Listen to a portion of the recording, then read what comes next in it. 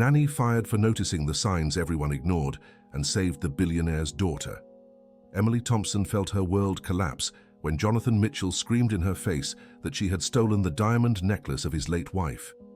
The accusation echoed through the halls of the Beverly Hills mansion, and all the staff looked down, embarrassed by the situation. That's when she heard the desperate cries of Olivia, the 8-year-old girl she had cared for over the past 3 years. The little girl ran into Emily's arms, clinging to her beige blouse as if it were a lifeline. "Daddy, please don't send Aunt Emily away," Olivia begged, her tears soaking the nanny's clothes.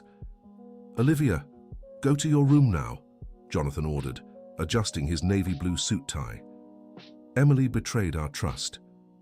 She stole something very important from our family." Emily's heart broke as she watched Olivia pull at her own blonde hair, a gesture that had started appearing in recent weeks.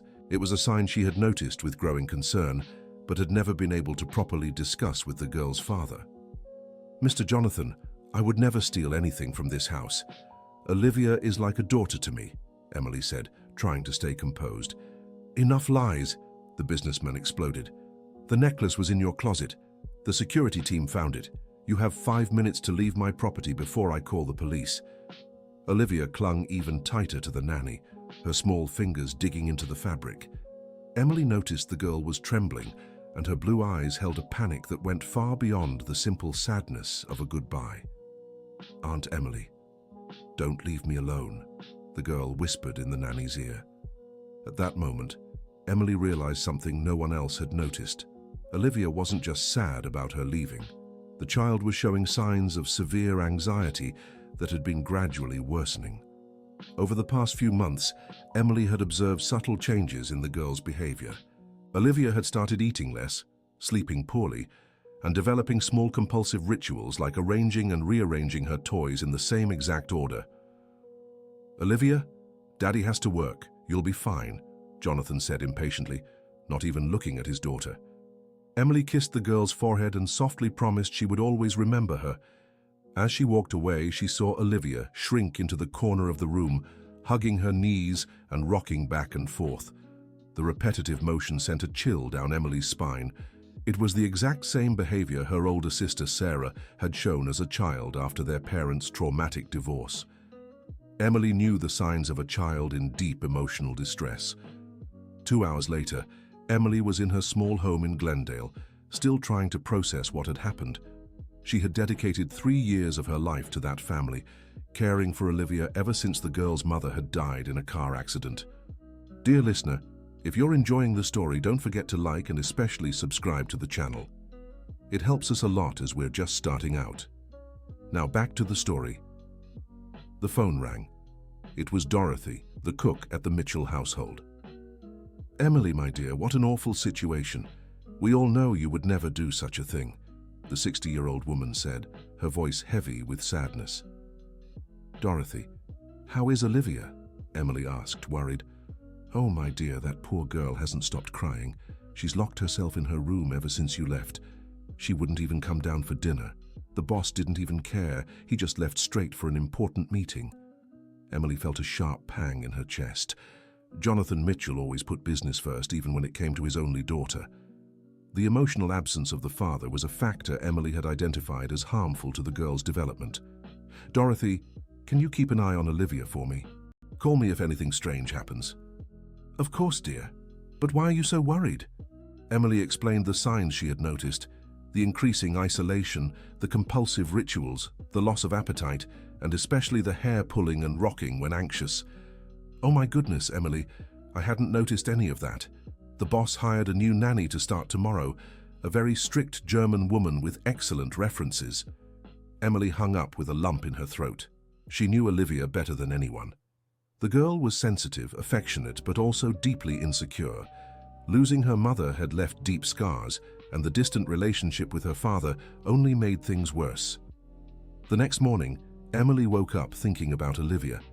She decided to stop by Central Park, where she used to take the girl to play, hoping to catch a glimpse of her from afar and make sure she was okay. Arriving at the park, Emily positioned herself strategically behind a large tree. At 10 in the morning, she saw Heidi Hoffman, the new German nanny, walking stiffly with Olivia by her side. The difference was striking. Where there had once been laughter and running, now there was only silence.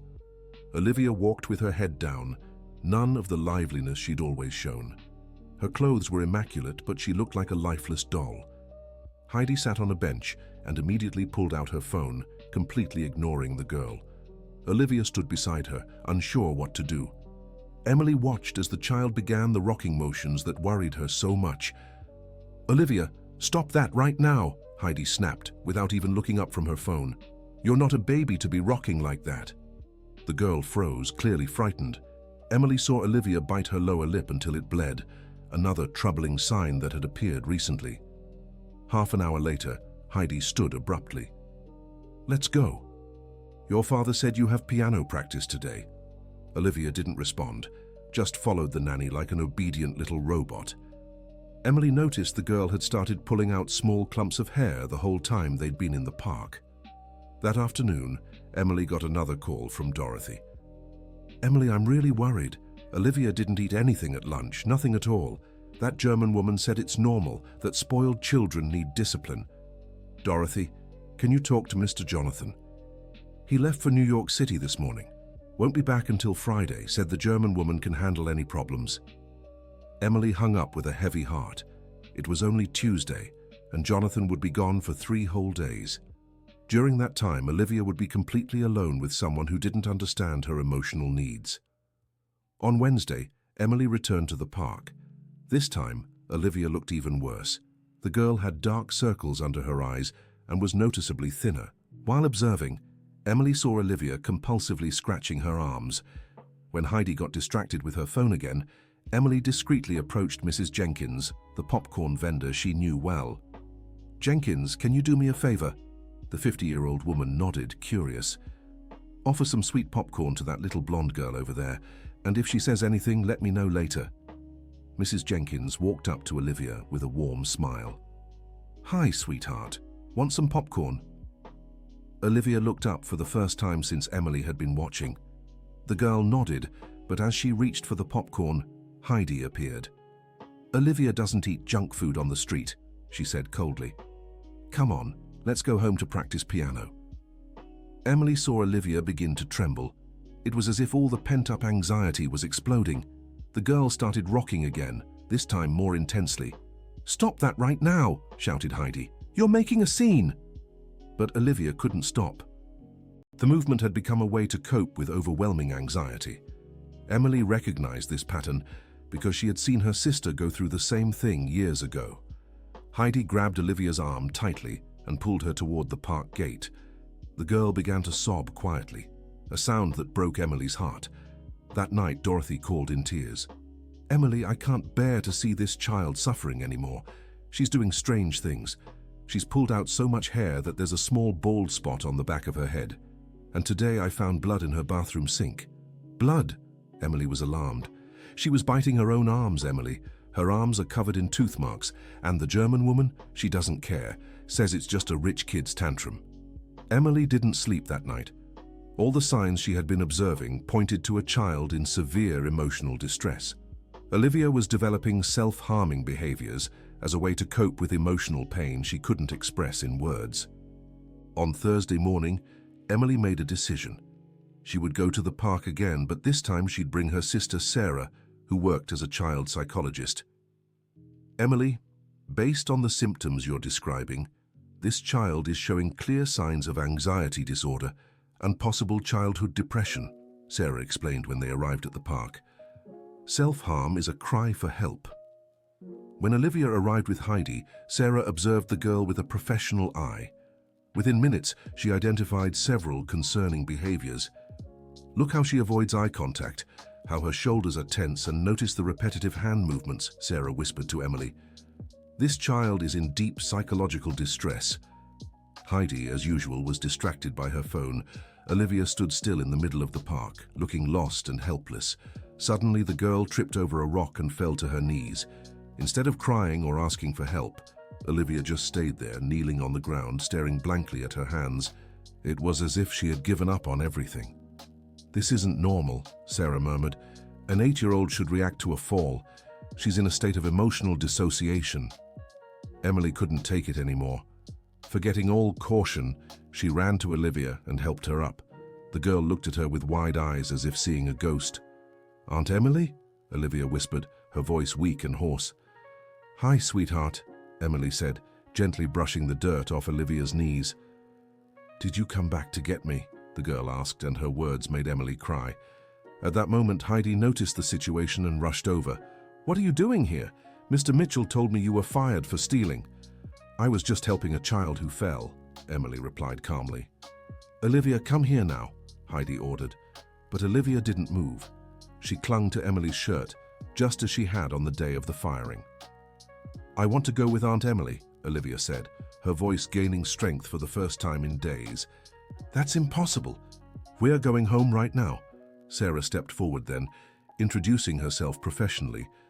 "Excuse me for interrupting, but I'm a child psychologist, and I can't ignore what I'm seeing. This child is showing clear signs of psychological distress that need immediate attention." Heidi visibly tensed. "I don't know what you're talking about. The girl is perfectly fine. She's just a little stubborn." "Stubborn?" Sarah challenged. "A child who hurts themselves on purpose isn't being stubborn. They're asking for help in the only way they know how." Olivia looked at Sarah with curiosity. It was the first time in days that an adult had spoken about her with such understanding. "What are these marks on your arms, sweetheart?" Sarah asked gently, pointing to the small wounds Olivia had been trying to hide under her sleeve. "I bite myself when I get scared," Olivia answered honestly, surprising everyone. Heidi turned red with anger. "She's lying. Those are just scratches from playing in the garden." But Sarah and Emily knew the truth. The circular patterns were clearly bite marks, not scratches. "Olivia, can you tell me when you started feeling scared?" Sarah asked. The little girl glanced at Emily, seeking approval. When Emily nodded encouragingly, Olivia began to speak. "It started the day Aunt Emily left. I get scared that more people I love will leave too, so I hurt myself to stop thinking about it." The child's innocent confession left the three women in silence. Olivia had just perfectly described the psychological mechanism behind self-harm. Heidi realized the situation was slipping out of her control. "Enough of this ridiculous talk. Olivia, we're going home now, or I'll tell your daddy you were talking to strangers." Fear immediately returned to Olivia's eyes. The little girl began trembling again, clearly terrified at the thought of being scolded by her father. "Aunt Emily, will Daddy be mad at me?" she asked in a small voice. Emily felt fury rising inside her. How could a father be so emotionally absent that his own daughter was afraid of displeasing him? "Olivia, you did nothing wrong. Talking when you're sad isn't wrong," Emily reassured her. Dear listener, if you're enjoying the story, don't forget to like and especially subscribe to the channel. It helps us a lot as we're just starting out. Now continuing, Sarah knelt to Olivia's level. "Olivia, can you tell me how you feel when you're at home?" "I feel empty," Olivia replied without hesitation. "Like I'm a ghost. No one sees." The child's answer was so mature yet so heartbreaking that it made Emily openly cry. An 8-year-old shouldn't have such awareness of such complex emotions. "And what do you do when you feel that way?" Sarah continued. "I close my eyes really tight and pretend Aunt Emily is still there. Sometimes I talk to her in my room even though I know she's not there anymore." Heidi grew increasingly agitated. "That's enough. Olivia, we're leaving now, or I'll tell your daddy everything." The threat had the desired effect. Olivia immediately became the quiet, obedient child again, following Heidi without protest. But as she walked away, Olivia turned back to Emily one last time. "Aunt Emily, I draw you in my notebooks every day, so I don't forget your face." Those words echoed in Emily's mind for the rest of the day, an 8-year-old compulsively drawing the one person who represented emotional safety for her. That night, Emily and Sarah talked at length about the situation. "Emily, this child is in a state of severe emotional neglect. The absent father, the loss of her mother, and now you being pushed away. For a child, that's a series of traumatic losses." "But what can I do, Sarah? He fired me and accused me of theft. If I show up there again, he might actually call the police." "There's a legal way to help. You can contact Child Protective Services and report the situation. With the signs you've observed, they're required to investigate." Emily spent the rest of the night thinking about her sister's suggestion. Reporting to Child Protective Services could potentially cause problems for Jonathan Mitchell, an extremely powerful and influential man, but it might also save Olivia from suffering that was clearly getting worse every day. On Friday morning, Emily was at the Brentwood Child Protective Services office, which had jurisdiction over the Mitchell mansion. "Mrs. Thompson," said caseworker Rachel Turner, "the signs you're describing are truly concerning. We'll schedule a visit to the residence today. But what if Mr. Mitchell uses his influence to stop the investigation? When it comes to child protection, not even billionaires are above the law. We'll do our job." At 3 in the afternoon, Emily got a call from Dorothy. "Emily, what kind of mess have you stirred up? 2 women from Child Protective Services showed up here wanting to talk to Olivia." Emily's heart raced. "So, Dorothy, what happened?" "Oh, honey, it was terrible. The German woman got nervous and started yelling that everything was fine, that the girl was just spoiled. But the women asked to speak with Olivia alone." "And Olivia? How did she react?" "Emily, I've never seen that girl talk so much. She told them everything she was feeling, showed the little bruises on her arms, said she wasn't eating right, that she had nightmares every night." Emily felt relief and dread at the same time. "And where is Mr. Jonathan? He just got back from his trip. He's furious, Emily. He's yelling that you're the one who called Child Protective Services. He fired the German woman on the spot, said she failed to protect the family's privacy." 2 hours later, Emily's phone rang. It was a number she recognized immediately. Jonathan Mitchell. "Emily Thompson," said the businessman's cold voice, "you've crossed a very dangerous line." "Mr. Jonathan, I was worried about Olivia." "Worried? You've destroyed my family's reputation. Child Protective Services in my home asking questions about neglect. And Olivia, how is she?" There was a long pause. When Jonathan spoke again, his voice was different, less furious and more tired. "Olivia," he sighed. "Olivia told the caseworkers the only time she felt safe was when you were here." Emily felt tears in her eyes. "Mr. Jonathan, I know you're angry with me, but you need to understand, Olivia is in a lot of pain." The caseworkers said the same thing. They said she needs immediate psychological care and that... He paused again, as if the next words were hard to say. "And that she needs someone who understands her emotional needs."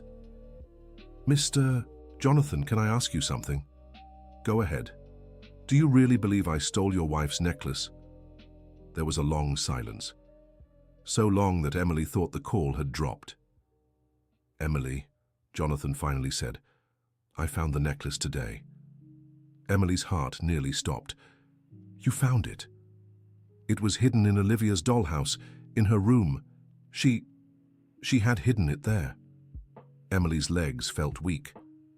"Mr. Jonathan, I accused you unfairly, Emily. I fired you for something you didn't do. And meanwhile, my daughter was hurting because she lost the only person who truly cared about her." Jonathan's voice was thick now. "Olivia told me why she hid the necklace. She said she overheard a phone call where I mentioned it might be time to let the nanny go and send her to boarding school."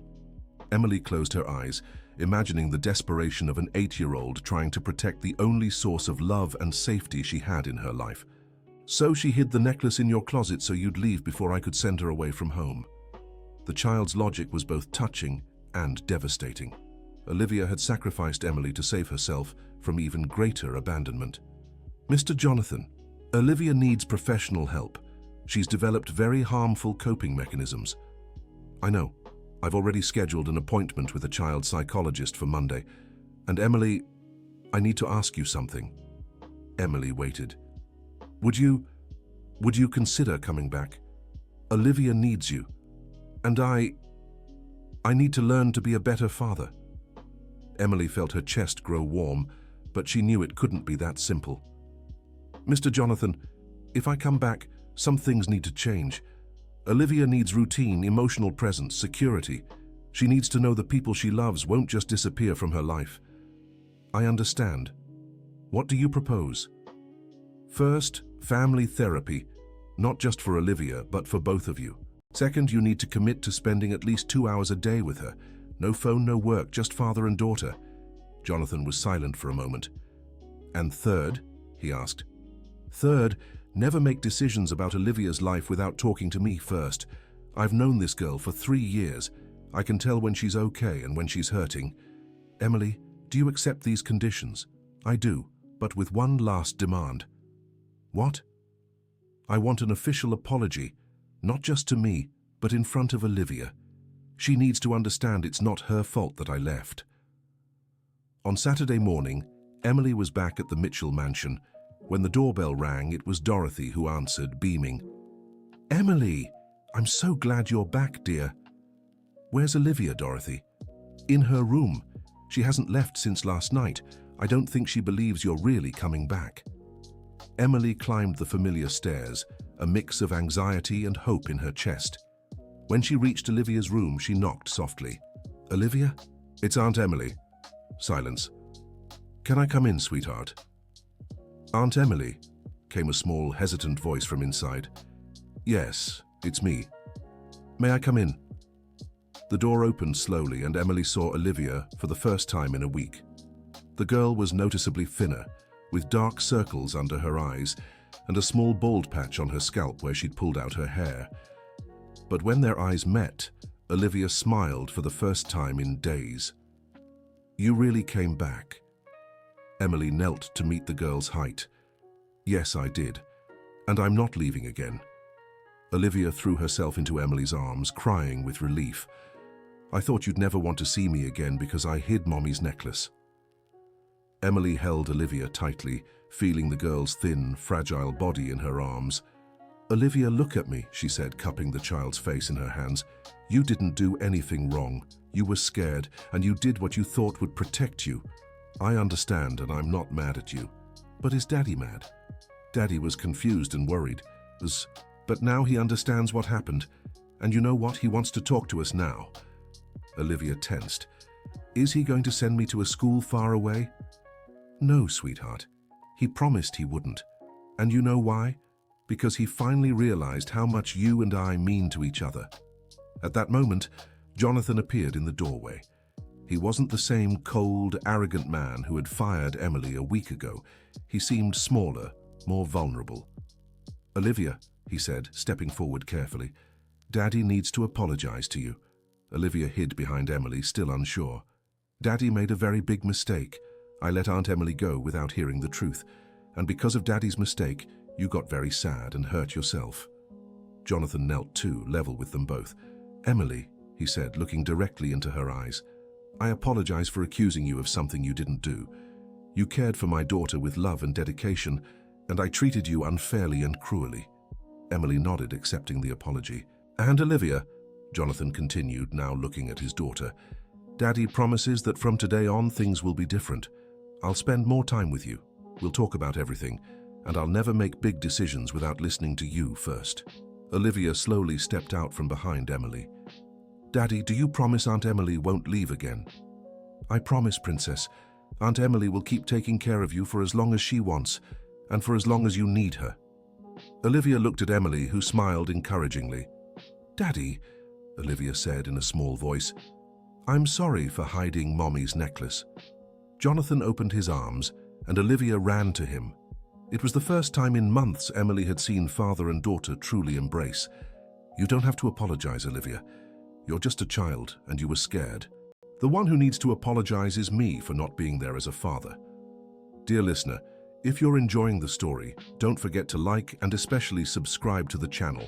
It really helps those of us just starting out. Now, back to the story. The following days were about adjustment. Emily returned to her routine with Olivia, but now with Jonathan's support, he had cancelled several business trips to stay home more. On Monday, Olivia had her first session with psychologist Dr. Catherine Wilson. Emily and Jonathan attended the first appointment together. Olivia shows symptoms of severe separation anxiety, worsened by the loss of her mother and her father's emotional absence, the psychologist explained.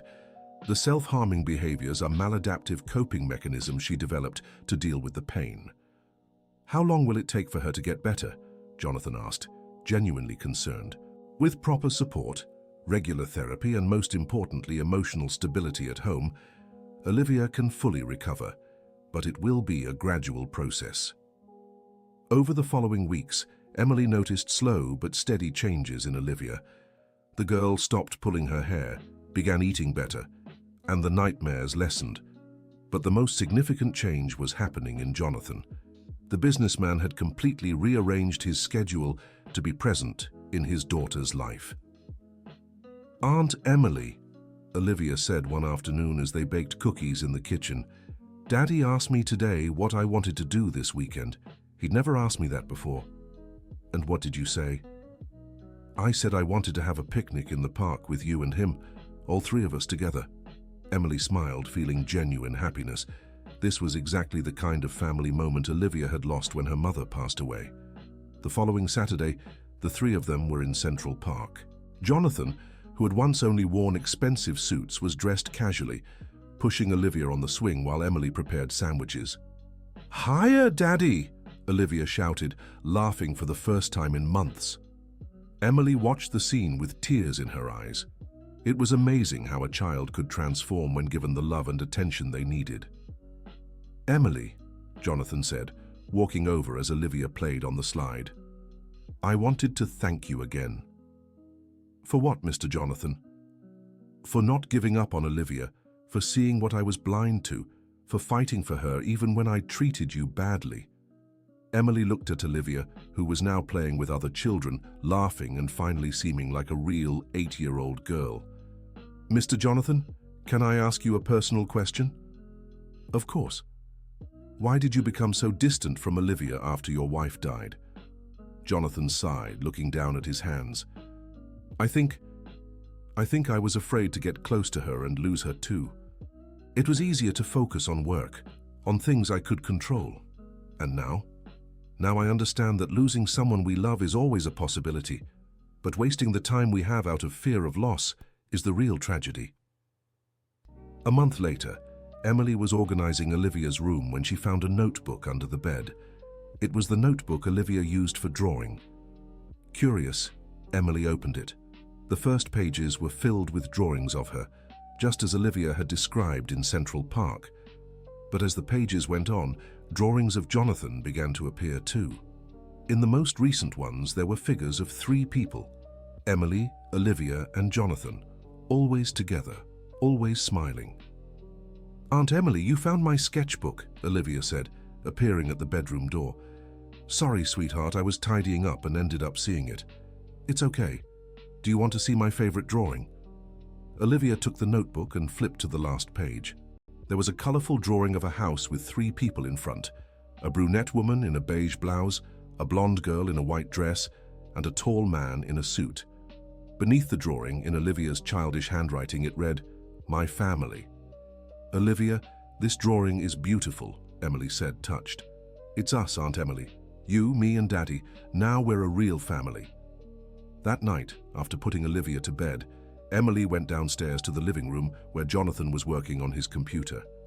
"Mr. Jonathan, can I interrupt?" "Of course, Emily, and you can stop calling me Mr."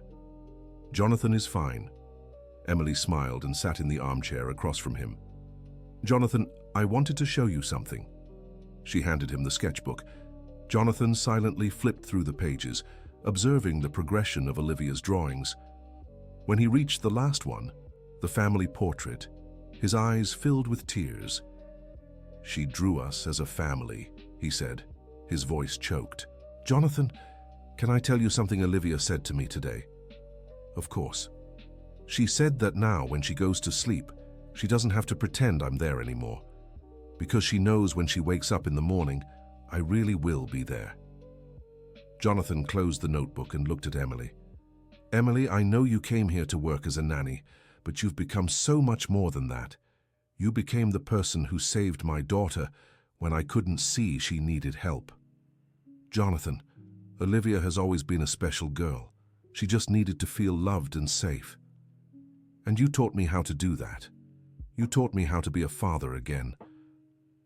3 months later, Emily was in the mansion's backyard, watching Olivia play with her dolls. The girl had fully regained her liveliness and joy. Her hair had grown back, covering the small bald spot. The marks on her arms had faded.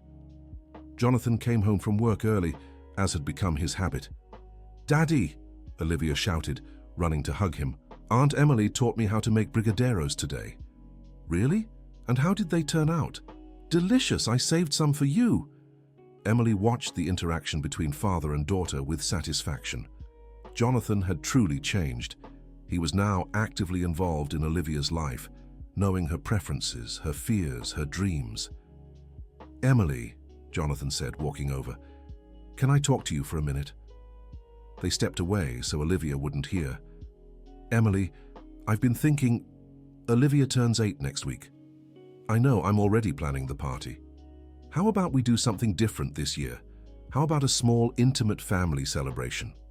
Emily smiled. It was exactly what Olivia needed. Not a big party full of strangers, but a special moment with the people who truly mattered to her. "I think it's a perfect idea, Jonathan. And Emily, I wanted to give you something too on Olivia's birthday." Emily was curious. "A present?" Jonathan took an envelope from his suit pocket. "It's a new contract, not as a nanny anymore, but as part of the family, with a much better salary, paid vacation, full health insurance, and a special clause." "What special clause?" "The clause that guarantees you're part of this family for as long as you want. That Olivia will never have to fear losing you again." Emily opened the envelope with trembling hands. The contract was designed to ensure her financial and emotional security, but more importantly, it guaranteed her place in Olivia's life. "Jonathan, I don't know what to say." "Say you accept. Say you'll keep being the person who teaches my daughter she's loved, while I learn to be the father she deserves." Emily looked at Olivia, who was happily humming while playing. She looked at Jonathan, who for the first time in months had a genuine smile on his face. "I accept," she said, and was hugged by both of them. On Olivia's birthday, the party was exactly as Jonathan had promised, small and intimate. Only Emily, Jonathan, Olivia, Dorothy, Sarah, who had become the family's official psychologist, and Mrs. Jenkins, the popcorn vendor from Central Park, whom Olivia had insisted on inviting, were there. When Olivia blew out the candles on her cake, Emily asked what she had wished for.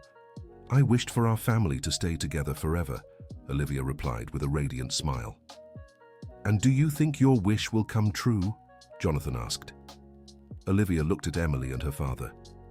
"I'm sure of it, because now I know sometimes we have to go through sad moments to discover what really matters." The wisdom of that 8-year-old child amazed all the adults present.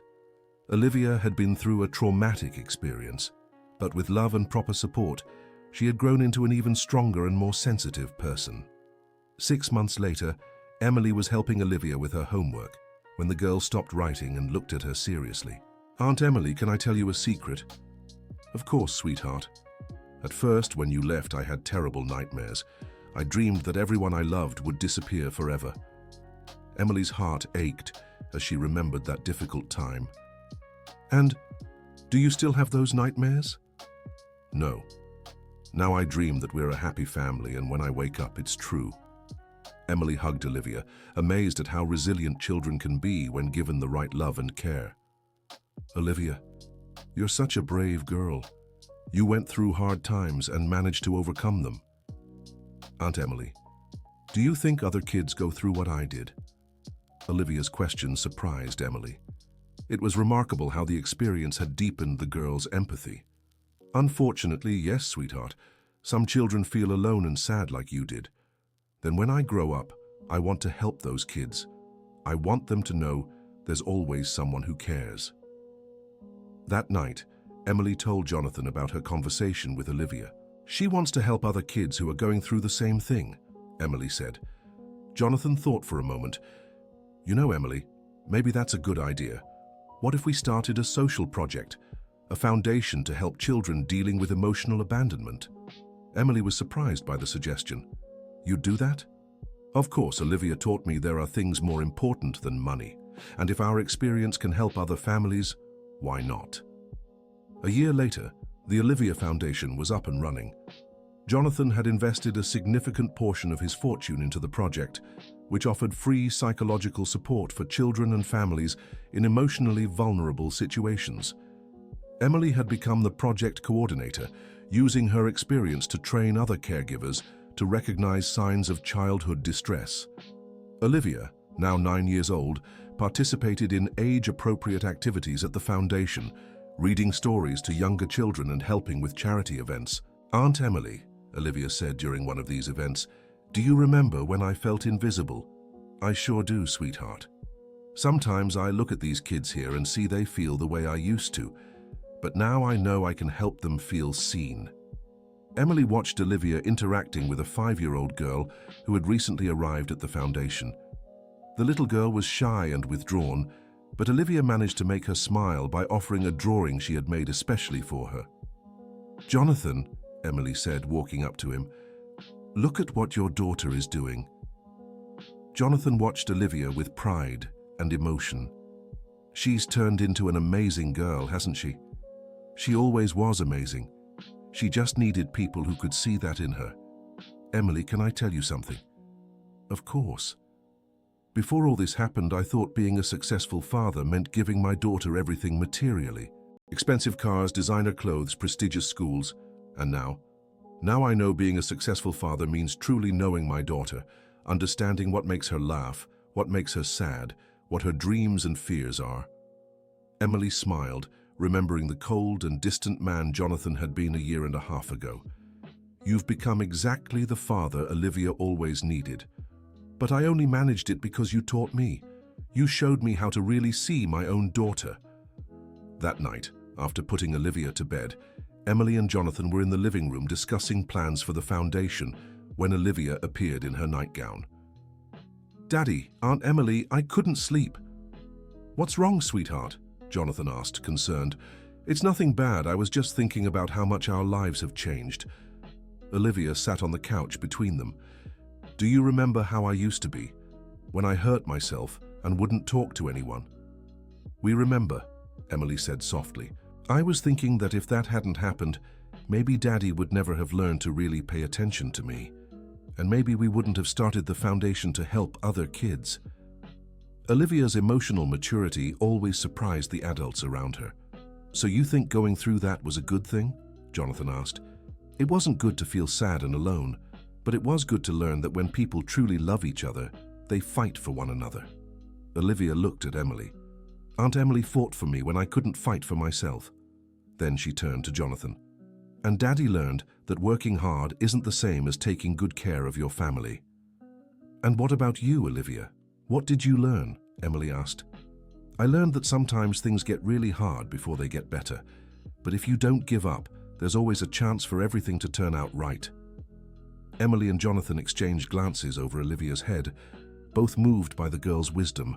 "Olivia," Jonathan said, "do you want to sleep here in the living room with us tonight? We could watch a movie together." "Can I?" Olivia asked excitedly.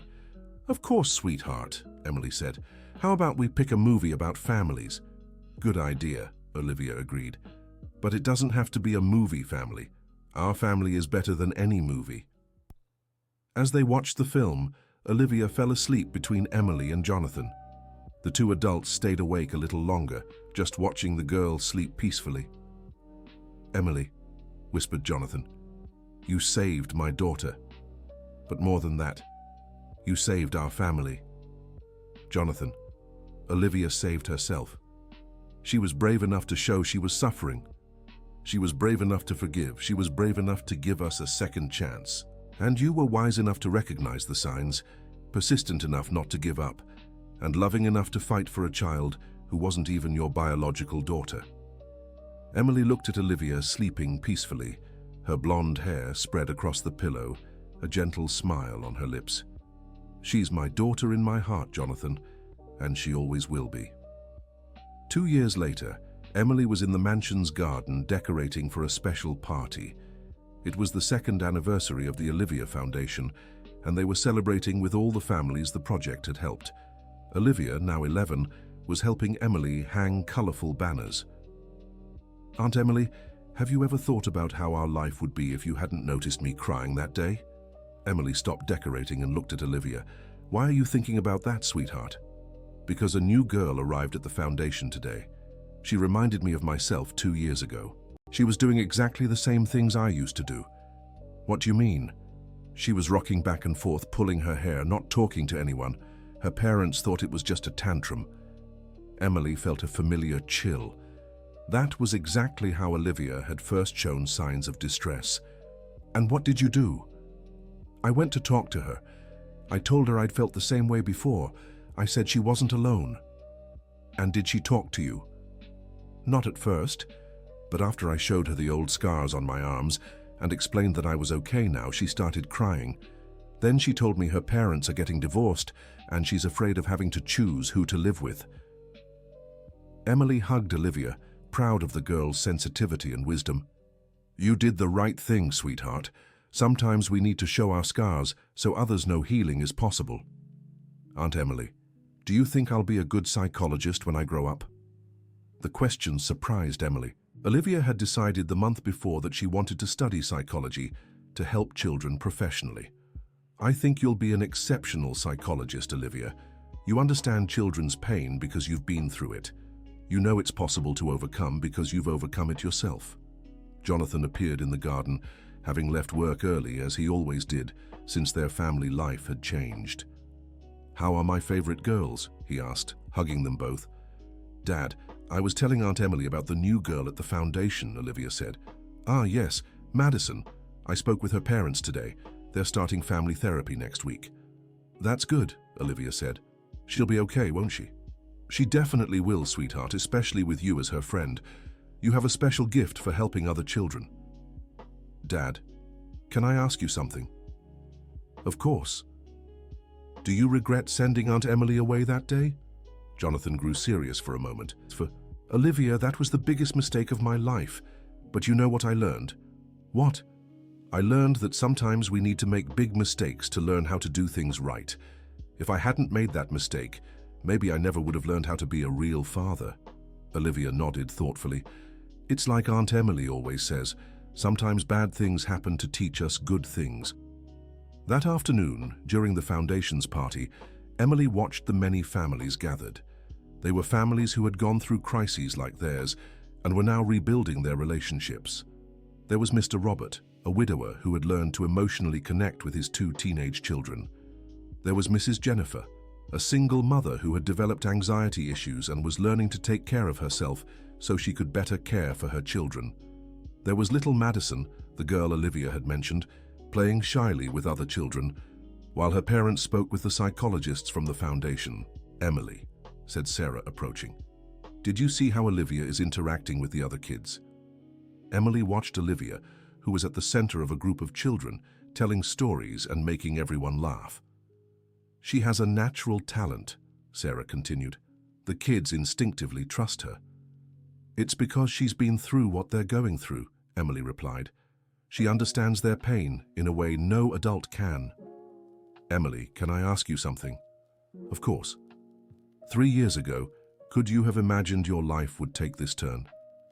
Emily thought about the question. 3 years ago, she was just a nanny looking for work. Now she was the coordinator of a foundation that had already helped over 200 families. I never imagined it, Sarah, but you know what I've realized?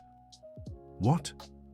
That sometimes life puts us exactly where we need to be, even when we don't understand why. How so? I was unfairly fired, and it hurt me deeply. But if that hadn't happened, I would never have noticed what was going on with Olivia. And if I hadn't noticed... Emily didn't finish the sentence, but both of them knew how the story could have ended tragically. And now you're helping hundreds of other children, Sarah added. Exactly. Suffering taught us compassion. Injustice taught us to fight for what's right. The crisis taught us the value of true relationships. At the end of the party, when all the guests had left, Emily, Jonathan, and Olivia were tidying up the garden together.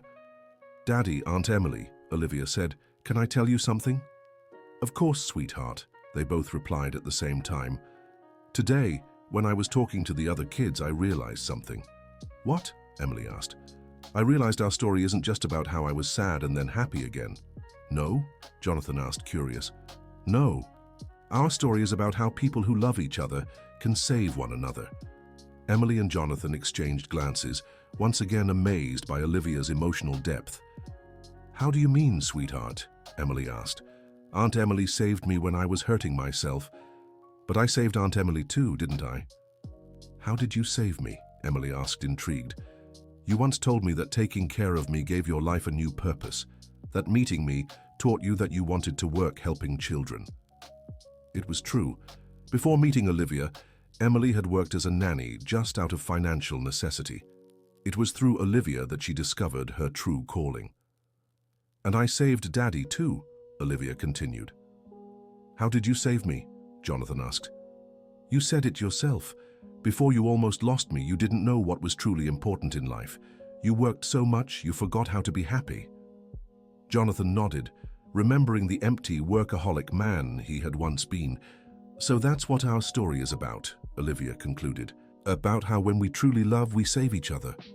That night, after putting Olivia to bed, Emily was organizing her things when she found an old letter. It was the first letter she had written to Jonathan back when she was still fired, trying to explain Olivia's situation. Rereading the letter, Emily was moved by how much had changed. At that moment, she had been desperate, trying to make Jonathan understand that his daughter was suffering. Now, 3 years later, they were a united family working together to help other families. Jonathan appeared at her bedroom door. Emily, you're crying. Did something happen? It's nothing bad, Jonathan. I just found this letter I wrote 3 years ago when I was trying to make you understand what was happening with Olivia. Jonathan stepped closer, and Emily showed him the letter. Can I read it? Emily nodded.